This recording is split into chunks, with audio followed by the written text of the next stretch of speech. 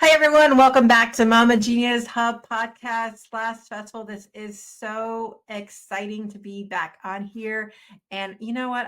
I have not been disappointed by any of the speakers. I hope you haven't either because they are all utterly amazing. And I got another amazing one for you coming up. Gia Thomas is going to be talking about that feminine energy and how we need to heal it a little bit and get more back into it. And you don't want to miss this one. So we're going to go ahead and get started. Welcome to Mama Genia's Hub podcast, where we support moms with big dreams from entrepreneurship to personal aspirations. I'm your host, Michelle Kaiser, and I'm here to help you unlock your potential in all areas of life. Join us as we explore strategies for thriving in motherhood while pursuing the dreams, the key to actually unlocking your genius. Subscribe now and embark on a journey to realize your fullest potential.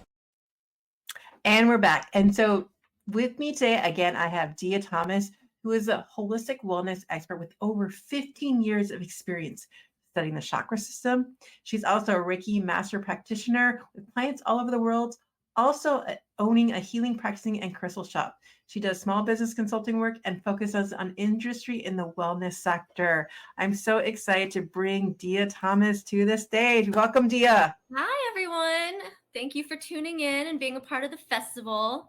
How are you doing, Michelle? You know what? Hanging in there? I am, because actually these interviews are so much fun. It even though I was telling early on the last one that I feel a little bit under the weather, but you know what? We push through this because we're doing what we love. Yes. And I think that's what that's all about. So I'd love to hear how the festival's, how's the festival going for you? I have been loving it. As you obviously know, Michelle and I are friends. So she kind of encouraged, I'm not a mother yet, but she encouraged me, to get involved with this. And at the time, I had just found out that I had broken 5 vertebrae in my back. So that's what I'm dealing with right now. And that's part of a bigger story that I will likely get to later. I have a physical health condition, a degenerative bone disease. So my bones are very prone to breaking. I found out about this back situation and I'm not quite ready for surgery, but right now I'm on all bed rest. I mean, right now I'm not in my bed, but I will be right after the speech, but bed rest. And then I'm doing sports rehab constantly, as you know, Michelle, every time you talk to me, I'm seeing some kind of sports specialist. So I'm having to heal all that up, and it's been, really lonely and boring, when you have nothing to do, and it's what this talk is going to hit on. It's kind of hard for us to stay still. So I was feeling so isolated and just lonely. And, I'm someone who likes to go for runs and be go, go, go. It's hard for me to slow down. So this festival has exposed me to all these speakers who are teaching me healthy things like how to slow down and develop good habits. It's like a sisterhood, not to sound cliche, but it's so unexpectedly, all these amazing people have, we've connected and just kind of shared stories here and there, and just get engaging with each other during our speeches and stuff. It was really unexpected. I didn't expect to get involved in something like this. And now I love it. I can't wait for all of your events and everything. It's so funny because you're just like, I'm not a mom, I can't do it. And I was like, it's about just coming together and supporting each other and wherever we're at. And everyone has embraced me and been so kind. No one has been like, oh, but you're not a mom, so sorry, And so I was a little worried about that. But the second I joined this circle of women, I was like, oh, okay. I felt so supported. So I love hearing that. And so I think you touched a little bit on my next question, but I really want to get into the why behind your healing practice and the feminine energy and where that comes from. Yeah, so my why is interesting, and just for everyone to know, my situation is a little more rare, so don't let it scare you too much. But I grew up. I'll back up all the way to where my life kind of was growing up, and all through high school and college, because a lot of our habits and mindsets develop. Obviously, their programming starts back as far as that goes, obviously. And I grew up in an area of Washington, D.C. that was very fast paced. Everybody was very successful, high achieving, that type of thing. So there was a lot of pressure, and that's partly a good thing to do well in school. But too much, it's if I got a B on a test, especially a class that was going to count towards like your college GPA, I mean, I would like fall apart. So I mean, it was really like I was trying to take all AP advanced classes, get the best grades I could, like get the best SAT scores I could. Since I was 4 years old, I've been competing all over the country in equestrian, doing jumping. That requires so much discipline, so much time and energy. I'm not as much in that world anymore. But when I was, like high school, I would go in to train like at 4 a.m. before school started. And then I would like go to school and then somehow go. I don't even know how I did it thinking about it, but like I would go train again after school. And then I would leave all my AP classes, and I was just like, go, go, go. Also, somehow like running every day. I got really obsessed with running. So fast forward, I school, and I decided I'm gonna double major because why not? Why not push myself like that? And I'm doing riding in school, and meanwhile there's some adversity going on with my family at home, and it was just a lot of over time, just very stressful, traumatizing type of stuff. So I started running more and more, and I got like addicted to it. I was managing my stress and this trauma, and I guess I was probably also literally addicted to the runner's high. But I mean, I was running like 18 plus miles at the worst, which is really not normal, even for people who run marathons. Like running 18 miles every day, not taking a day off. Like that's actually crazy hearing myself say I never took a day off. Like even crazy runners that like run marathons know to take a day off. But I was very addicted to running, and I couldn't stop my brain ever. Like I never let myself just relax. And I remember like I never knew what to do with free time when I had it. Like even going out socially felt like a chore in a way, because I was in a sorority, and you had to be like representing your sorority and like doing things like that. So I mean, everything was just a chore. So living that life, I did get good grades, and I did do very well in my athletics, and it was great being able to run that. I mean, you feel amazing when you can run that kind of mileage. I was very in shape, so that's okay. Like that was cool. Well, it was sustainable, but like that's not a sustainable way to live your life, and mentally or physically. So I ended up after college developing very serious depression and anxiety, and having to seek treatment for that, which I think is a really healthy thing to do, and it happens. But fast forward to my late 20s, and I'm now in my 30s, but in my very late 20s, I was just standing in the kitchen with my family, and I got this like insane pain in my hip. And I thought it, being an athlete and everything and a runner, you're kind of trained in your mind to just like, you're so physically tuned out of your body because you're in your masculine energy so heavily, like going and pushing yourself, that when like there's an injury, you're kind of just like, oh, I'm gonna push through it, like it's probably nothing. So because I didn't fall or get into an accident, I assumed it was just bad, like a nerve damage, or I pulled a muscle or something. But obviously, I ended up going to the ER because my hip and my femur, just standing in the kitchen, like severely fractured. Like thinking back, I don't even know how I didn't go straight to the ER, because I've never felt that kind of pain before. I got there, and the doctor was like, afterwards, he joked like, well, when you like have kids and are in labor, it'll be nothing. So I was like, all right, I guess that was bad then. But anyways, so I go to the ER, and I get a CT scan, not knowing it was broken, but the doctors come back perplexed, and they're like, you said you didn't get into an accident or anything? And I was like, no, what's going on? And they're like, well, we're admitting you for emergency surgery. You're like legally not even allowed to leave the hospital right now. And like, it was like 4 a.m. or something. And the poor surgeon came in, and I had like all these nails and rods put in. They kind of had to like rebuild my hip. So that was the universe literally slowing me, being like, you're going to, not only are you going to slow down, you're going to stop.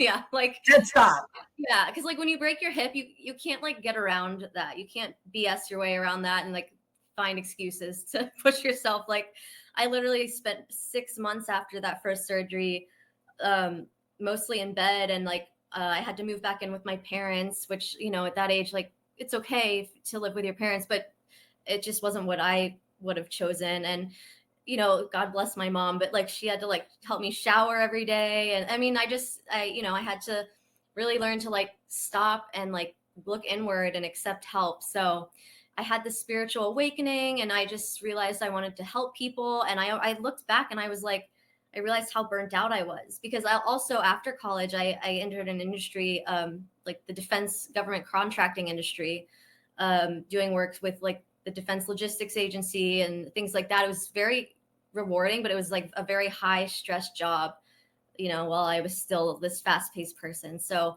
I just really mentally and physically burnt out. But long story short, I guess, so that fracture led to me discovering that I have early onset osteoporosis, which is a degenerative bone disease. And it's like extremely, extremely rare, almost unheard of for someone my age to have this. This is something that like 90-year-olds get. Like when you're, you know, 70, 80, you should be getting bone density scans, by the way, just, but, you know, yeah, just to be safe. But usually it's something that like elderly women have. And, you know, I've actually had to have 3 more hip surgeries on top of that. And then I have 5 broken vertebrae in my back. And it's, I had to stop everything I was doing recently as this back thing heals. So yeah, my story just is about the universe literally stopping me after living this fast-paced lifestyle, heavily in my masculine energy, never like letting myself stop and ask for help or like, you know, slow down ever, until that happened. And I developed a very rare disease. Like it was to that point. So that's my story. Wow, is all I have to say. I mean, that is just so much. Sorry. That's so, but it's your story, and it's getting that out there and really showing you how this be. And I don't know where that echoes from, but we'll be back in 1 second. We're gonna go down into the feminine energy and how to really bring that forth. Attention, mompreneurs. Do you feel like you're constantly juggling the responsibilities without a moment to yourself? It's time to pause and reflect with our Mama Genius quiz. Tailored for busy mamas like you, this quiz will help you identify what's blocking your path and inspire you to harness your unique strengths.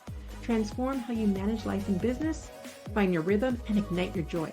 Visit mamageniushub.com today to discover your Mama Genius. And that's mamageniushub.com. And we're back. And so I really want to dive into, first of all, I just thank you for sharing your story with us, because I think we need to hear that and hear the parts of it that we aren't alone in all of this, that we're all going through struggles, but it's like, what do we do with it? And I love how you turn that, saying, yes, it's happening to me, but it's a call from the universe to just say, stop. And now you're diving into this aspect of how do I bring that feminine energy out and sharing that with others to embrace it as well. So first of all, thank you for doing that. And next, I'd love to hear some tips on how we do that. Yeah. So, I started reading about, you know, and I'm sure a lot of you have, I think a couple of you did some really great speeches and podcasts on like developing a morning routine specifically, or like a routine in particular. I heard a lot of just like routine tips, and that a lot of you successful women seem to have like your routines pretty down pat.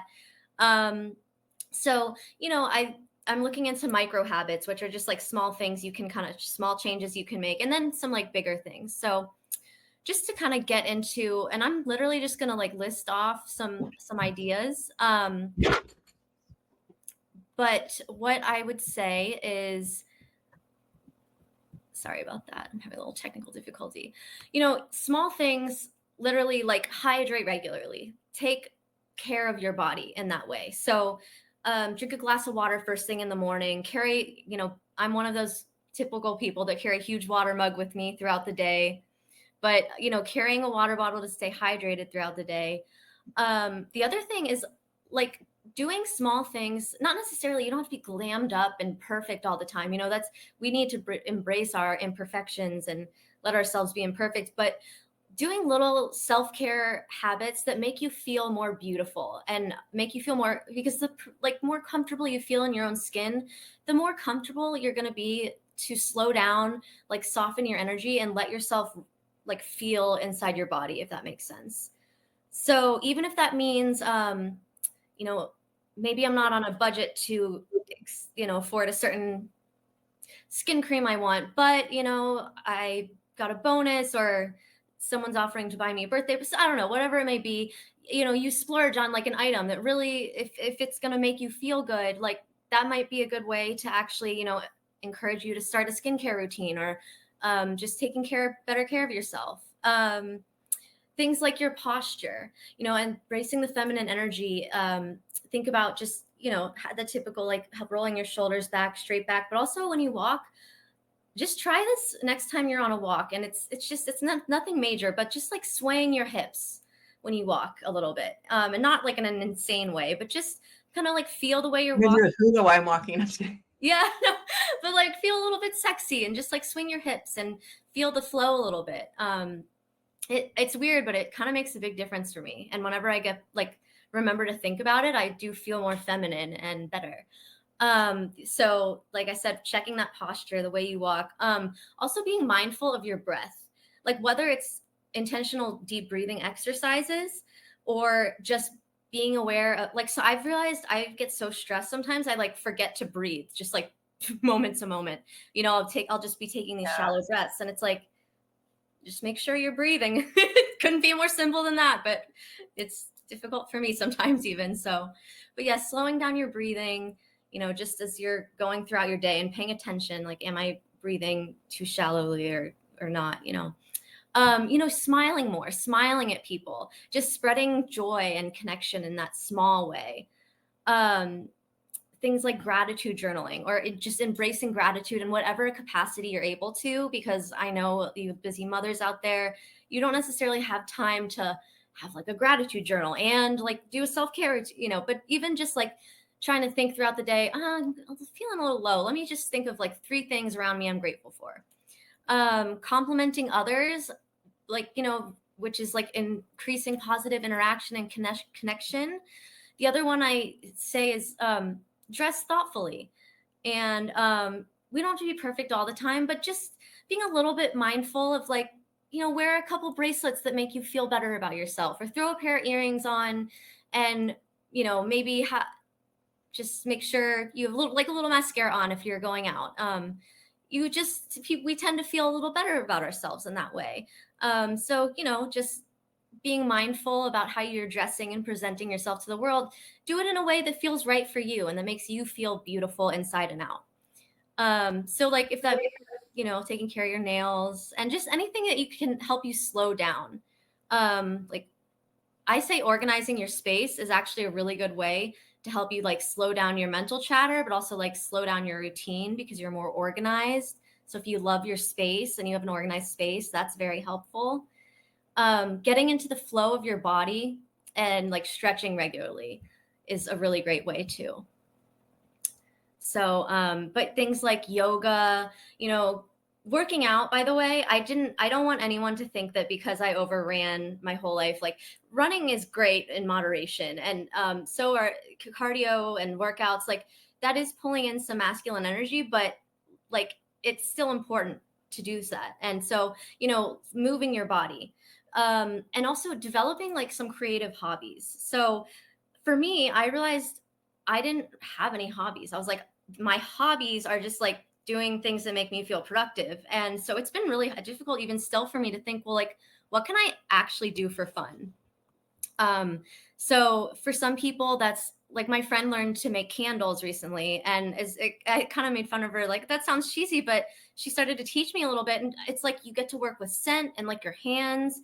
And like you have to, it's just cool because you get control over like what scent you want. And I was like, oh, this is actually really like a healing, cool thing. And, you know, some people take up like art or pottery or whatever it may be.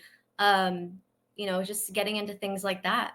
So I love that so much. You gave it such great ideas on how to bring back some of that feminine into it. And I think really it does come down to really slowing down. And I've still got this gift in my head that they gave, I forget even which podcast, because we've been doing so many of them, but she was just saying in motherhood, it's so masculine because we're always doing, and really to bring back some of these little ideas of, And again, Dia just listed off a whole bunch of different things, but just choose one that all of a sudden your ears perked up when you heard it, and like your gut was like, yeah, I can do that.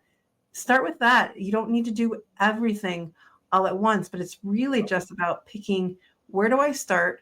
What feels right for me in this season, wherever I'm at. And let me try one thing that I can do today, right now, and make a difference, and then see how that feels. And even try it out for a week or two to see how it feels. And it doesn't fit, we'll go through the list of what we're doing at the end. Go try a different one. And that's what this is all about, is pick and choose, but listen to that gut inside of you that says, yeah, that would sound like something I could do. And sometimes some of them might have said, like when she said mascara, I'm like, yeah, that's not going to happen on me. I actually thought, I was like, this is not a Michelle tip, but and that's okay. But you look beautiful, like with no makeup, so. But it's a tip for who that feels right for. Exactly. And that's the whole point, is just listen to what makes you feel authentic. As Dia was saying, is do the right thing that feels good for you, because it doesn't have to be for everyone. It's like whatever works for you. But listen to that list. Just like when we do anything, listen to what's out there, but use your guide to say, that's me, that's not me. Yeah, I can do that right now. Yeah, and like especially, excuse me, for you mothers. I mean, but I think for any woman, we've lived in such a masculine energy driven society. It's all, we're always hustling and feeling like we have to go. And like I said, especially for mothers, like my friends that are moms, I notice like it's easy, I think, for you guys to feel guilty when you do slow down or do rest or do take time for yourself. You're allowed to.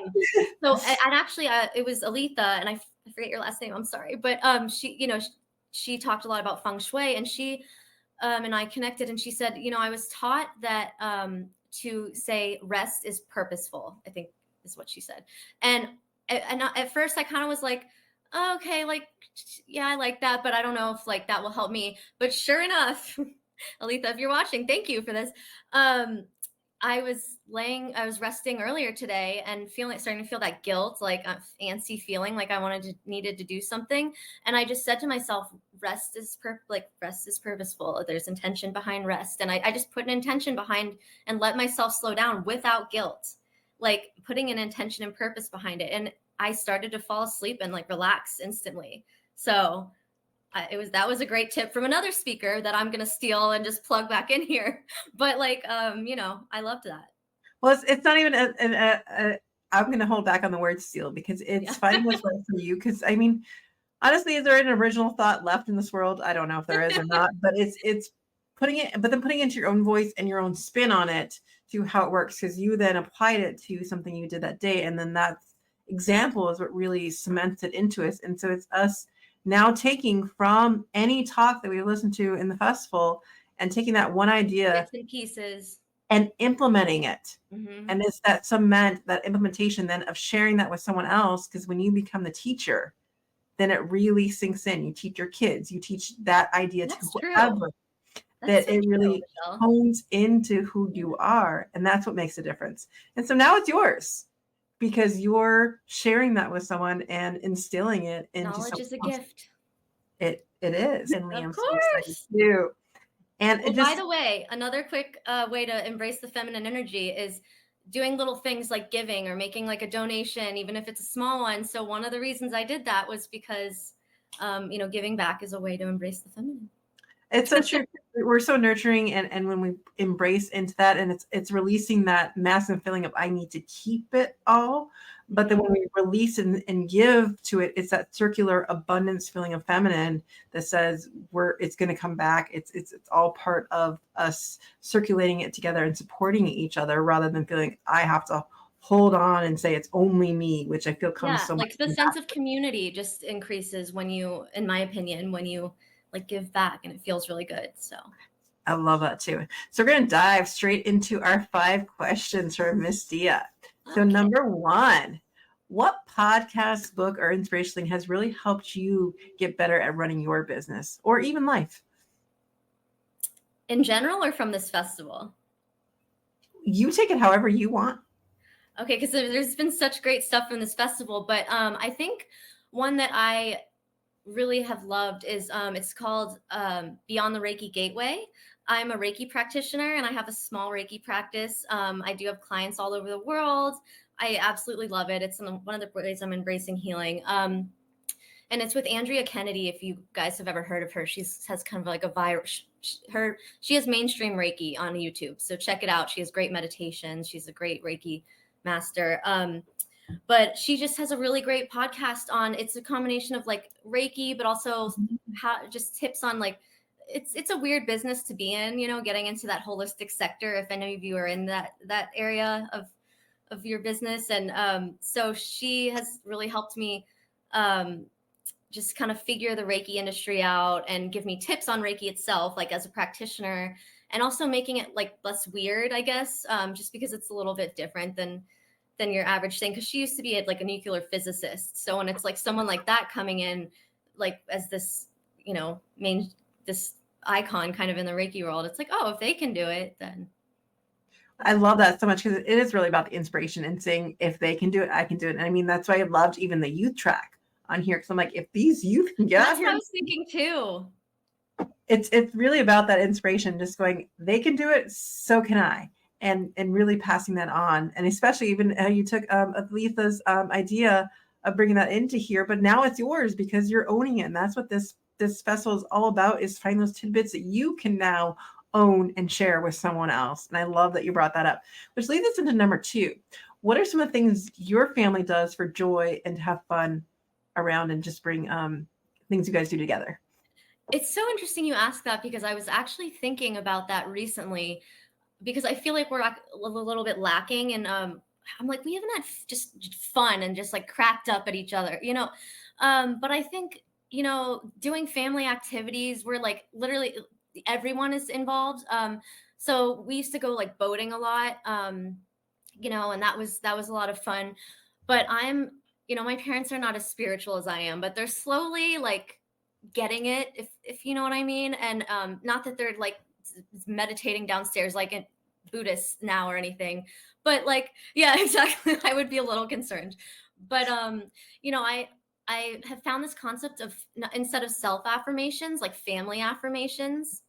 And I don't know, it really speaks to me, even though I know my parents they're going to be like, oh my gosh. But I think once we implement it, the other thing that it's brought my mom and I really close. And this is an example that not everyone will be able to apply, but I'm a massage therapist, so I have like a really nice massage table at home, and my mom like loves massages, and I also am so grateful for my mom, and she needs massages because that's another way to activate your feminine energy, is like regular massage, body work, Reiki. So I'm always like, who wants a massage, like in my whole family. So whether it's cousins, like my dad's more of like, fine, I'll get like a sports massage stretch or something. But my mom like wants the whole deal with the hot stones and stuff. So like just kind of doing healing things as a family, even if I have to be a little sneaky and like become a massage therapist and like do something that like, it's okay, my mom won't meditate, I bet she'll take a free massage though. So sometimes Man, I need to live by you. creative with like how to make everyone get on board, but I found ways. I love how you put the creativity, and sometimes that's on us moms, but like, or just the family part, to like really bring everyone together and just be a little bit creative. That's why I love this question, just to get new ideas. Yeah. Sometimes we don't think about what other people are doing, and all of a sudden, like, I would have never thought of that. Yeah. And I love that so much. Which leads us actually to number 3. So this question is just kind of, we use that mask of busyness in our day and we hide behind the word. And a lot of times we'll say, hi, how are you? It's, I'm fine, or I'm busy, blah, blah, blah. And so it's the way we approach each other, and it's like with this reserve. So I kind of throw this question out there almost to like, how do we unmask that busyness, either in how we reword how we approach people, the way we respond? Just throwing out there to you, however you want to take it. You know what's coming to mind, and correct me if I have this, but it's Brene Brown. Yeah, she's the one all about vulnerability. Duh. Okay. I feel like in an indirect way, us feeling like we always have to say I'm good or I'm busy or like whatever. It's like it's almost to me shows that you're scared to be vulnerable, which like a lot of us are, because, you know, I mean, imagine if you were 100% vulnerable and like you were having a horrible day and somebody came up and was like, hey, how are you? And you actually like spilt everything. I mean, you know, but there is a more authentic way to do that I think we maybe need to all figure out more, or maybe someone else has it figured out, but I don't, because if I'm having a bad day, I don't quite always know how to answer, you know, someone. But I think just being courageous enough to be like, I'm vulnerable enough to like tell people how I'm actually doing. And yeah, like busyness, hiding behind busyness is, I think, how we're programmed as a society. But I think it is like, just like I said, our fear of being seen for what we're truly doing. And like, God forbid, we don't have something planned for an hour of the day. Like you might look like a bad mom or something, you know?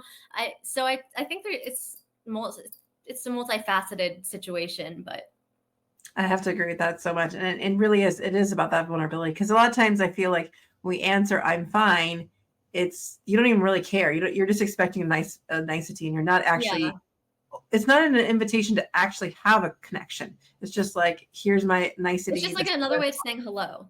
Yeah. Like, yeah. And so there's nothing. And so I want to like, how do we like make sure that we are getting that connection? I love that idea as well too, which so leads us into number 4, which I think you'll find interesting. What is your, because society gives us, we have in our heads a lot of times what success is supposed to be, or what we think society thinks success is, but I'd love to know what you believe success is and how you celebrate it.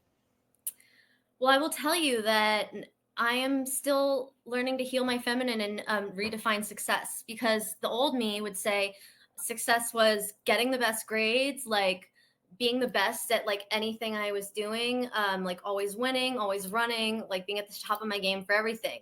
And in my career, just climbing the corporate ladder as fast as I could, which kind of, I think I got like high on because I was doing it well, but then my values just got like blown out of proportion. I don't know even who, like looking back, I'm like, who was I? So I think now success to me is, you know, just realizing that, oh wow, like I have self-worth, and like having always, like when your intuition aligns with your actions and you realize that, and you're like not afraid to move forward that way. That's the answer to that question, Michelle.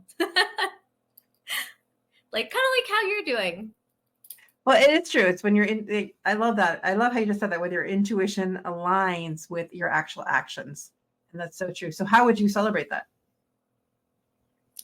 I think, you know, celebrate growth is a way to celebrate it, and like stepping into the opportunities and not being afraid to embrace and pursue the connections that happen. And don't like, I'm finding as I'm becoming like a bigger name, I guess, in the Reiki and in energy healing kind of world, because we do have like a circle of us, like we all kind of know each other in a way, I don't know. So you know, I'm starting to get people who are reaching out to me that are like big names, you know, big names in the industry that I used to like watch videos to learn from, or like that I do their own guided meditations, and then I'm like, I like open my email and they're reaching out to me, and I'm like, oh, like it just happened recently.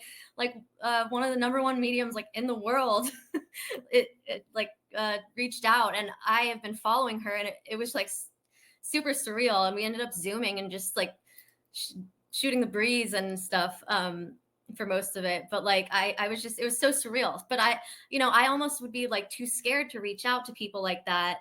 So, but I'm learning, like they're people too. They like were where I was one day, and like I'm embracing my gift and moving forward. Like why not embrace more connection? Like, and stop assuming that people like are gonna think I'm small or like not important. It's, you know, trusting the universe and moving forward. Times put ourselves so small. Yeah. But that actually kind of lends into the next question, because we talk a lot about the kids' genius and stuff, but it's how do we put more support out there and inspire others to be in their genius? That's an interesting question. I think there's a lot of ways to support other people because everyone's different. So support looks like different things to different people.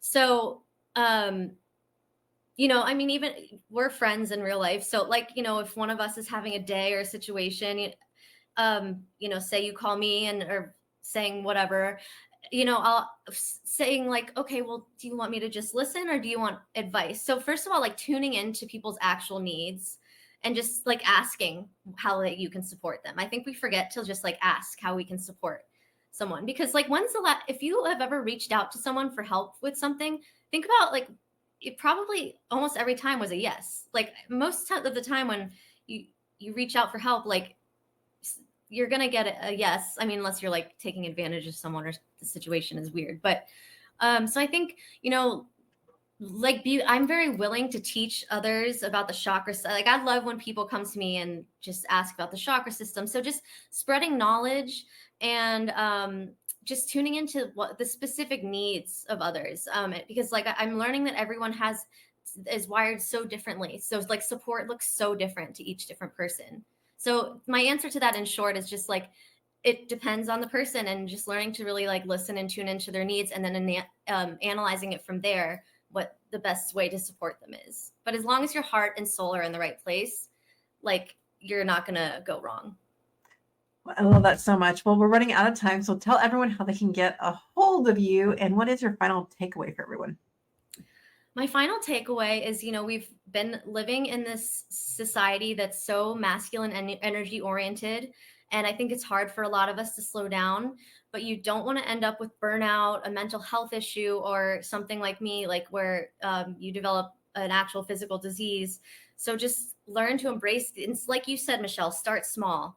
Even if it's just one tiny thing that calls out to you, just like, or swaying your hips and trying to be a little more aware of your body posture one day. I mean, just little small things, but in learning to slow down, it's really, really important. I promise your body will not let you sustain a lifestyle where you're go, go, go. So you might as well slow down while you can before the universe forces you. And a great way to do that, by the way, I am a Reiki practitioner, and sessions can be done just distance remotely. So you can find me on my website at www.thecrystalandhealingcollective.com. I will put that in the chat, or in the comments rather.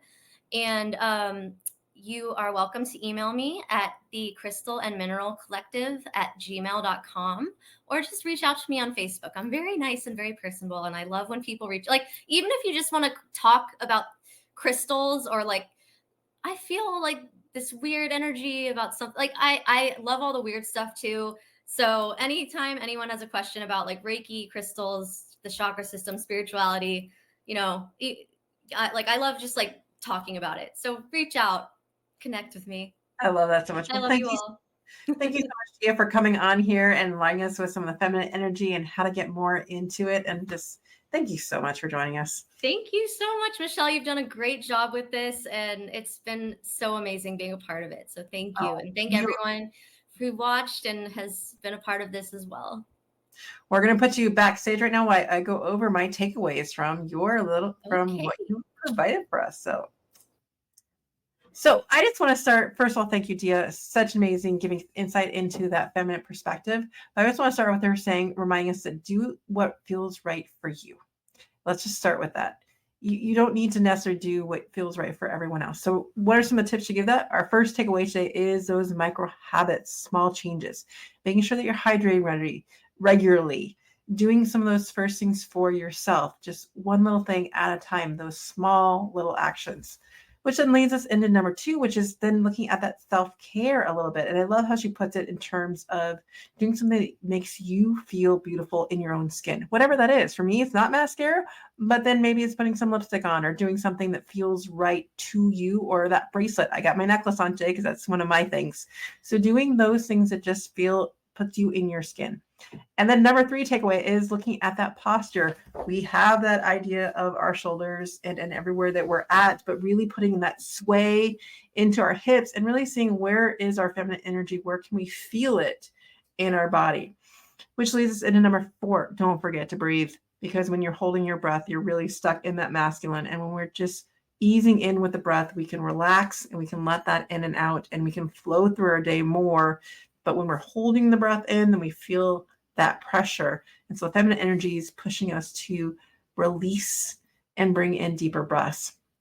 Which leads us to number 5, and getting that smile out a little bit more. How do we get that smile out? One way is to really look at the gratitude and being grateful for the things around us, and sometimes focusing on the 3 things in that moment that find us grateful. And the second way also is to compliment others. I've been in that situation. One of the things I always do is trying to make those thoughts in our heads. We see someone walk by with that nice hat or that cute kid or whatever, and then we just let them walk by. Stop them. Give those thoughts to them. It brings a smile to both your faces. Even if that's the only thought you have, the only interaction you ever had, is making those deeper connections more often. Which leads us into our bonus tip from Dia, which is to organize yourself. Let that flow into things a little bit more. When you have things fixed a little bit, starting one time at a time, and actually bring back Althea into this, is go look at the feng shui and how she talks about putting that into it. And I'm going to end with her trip, which her last big statement is rest is purposeful. Remember, let's repeat that. Rest is purposeful, and to do it without the guilt. Just remind yourself, use that phrase, rest is purposeful. And with that, thank you so much for tuning in to the Mama Genius podcast. Thank you, Dia, for joining us today. And let's take you on out. Thank you for joining us in today's episode of the Mama Genius Hub podcast. If you found value in our conversation, please share this episode with another mama who might benefit. Sharing helps us build a supportive community and reach out to more mamas like you. After all, it's more fun when we do motherhood together. Until next time, stay motivated and continue to pursue your dreams as you shine in your genius.